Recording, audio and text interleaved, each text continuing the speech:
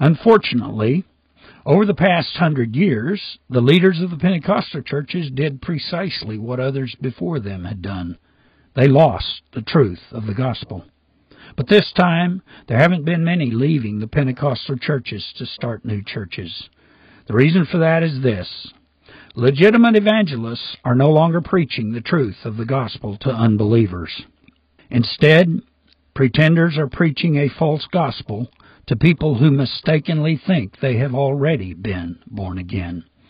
50 years ago, there were still legitimate Baptist and Pentecostal evangelists who were preaching the truth of the gospel.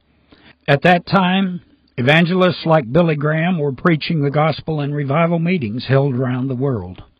Itinerant evangelists were also holding revival meetings in local churches, where they'd preach the gospel to the young people of the church before moving on to another local church to do the same thing.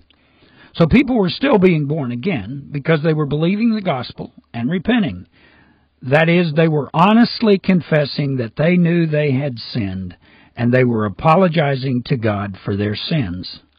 But the evangelists who were preaching the truth 50 years ago are, for the most part, all gone today, and nobody has stepped up to replace them. Today, Satan has nearly everybody believing his lies, and those lies are preventing people from believing the truth of the gospel so that they can honestly apologize to God. Therefore, I'm going to tell you what you need to know to be born again.